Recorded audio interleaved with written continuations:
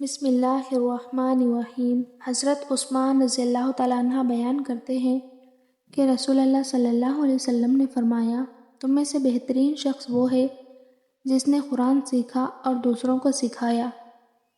اگر کسی کی کھانسی نہ رک رہی ہو تو 2 سیب کے چھلکوں کو 1.5 کپ پانی میں اتنا پکائیں کہ آدھا کپ رہ جائے، اس میں 1 چمچ شہد مکس کریں، اتنا گرم ہو جو پیا جا سکے، 3 دن پینا ہے۔ نظر کی کمزوری اور خرابی کے لیے بادام 50 گرام، سونف 50 گرام، مصری 50 گرام اور سفید مرچ 5 گرام، ان سب کو باریک پیس کر 1 چائے والا چمچ صبح و شام استعمال کریں، نظر کی کمزوری دور ہو جائے گی۔ گھریلو جھگڑوں سے نجات کے لیے روزانہ بعد نماز عشاء سورہ کوثر 41 بار پڑھ کر صدقے دل سے اور کامل یقین سے دعا کریں، اللہ کے فضل سے آپس میں قابل رشک محبت پیدا ہو جائے گی اور رزق میں حیرت انگیز طور پر برکت اور اضافہ شروع ہو جائے گا۔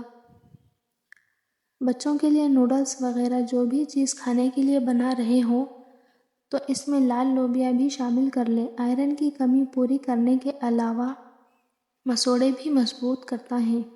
اگر خارش کا مسئلہ ہو تو 5 نمازوں کے بعد 2 نفل پڑھ کر ان کا ثواب حضرت نوح علیہ السلام کو پہنچا دو، خارش ساری زندگی کے لیے ختم ہو جائے گی۔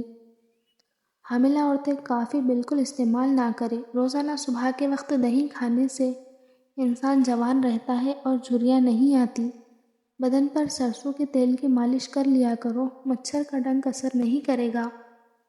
بدہضمی کی صورت میں دودھ مت پئیں ورنہ اور زیادہ الٹی آئے گی۔ روزانہ 1 سبز الائچی کھانے سے بلڈ پریشر نارمل رہتا ہے اور دل کی دھڑکن معمول پر آتی ہے۔ ہمیشہ بھوک رکھ کر کھانا کھانے سے زندگی بھر شوگر کا مسئلہ نہیں ہوگا۔ عورت میں اگر خون کی کمی ہو تو وہ سرسوں کے تیل سے جسم کی مالش کرے اور روزانہ کھجور کھانے کا معمول بنائے۔ دانتوں سے ناخن کاٹنے سے نظر کمزور ہوتی ہے۔ سرمے میں زیتون کا تیل ملا کر لگانے سے پلکیں لمبی اور بھویں کالی ہو جاتی ہیں۔ پاؤں کے تلووں اور پاؤں کی انگلیوں کی درمیانی خلا کی زیتون کے تیل سے خوب مالش کریں، کیونکہ پاؤں کا نگاہ اور یادداشت کا اتنا ہی گہرا تعلق ہے جتنا روح کا انسان سے۔ دھندلا نظر آتا ہو یا کم سنائی دیتا ہو، پسی ہوئی سونف اور پسی ہوئی کلونجی کا سبوف صبح نہار منہ پانی کے ہمراہ کھائیں، نظر بھی صاف ہو جائے گی اور سنائی بھی صاف دے گا۔ رات کے کھانے کے بعد تھوڑا سا گڑ چوس لیا کریں، انشاءاللہ بدہضمی کبھی قریب نہیں آئے گی۔ خارش والی جگہ پر پیاز مسل دو، خارش ختم ہو جائے گی۔ بادام کا تیل گالوں پر لگایا کرو، آپ کے گال نرم و ملائم ہو جائیں گے۔ اگر صبح کو چہرہ دھوتے وقت پانی میں لیموں کے چند قطرے ملا دیے جائیں تو چہرہ ملائم اور خوبصورت ہو جاتا ہے۔ اگر چہرے پر لال دانے نکل آئے تو کچا دودھ چہرے پر لگاؤ، دانے ختم ہو جائیں گے۔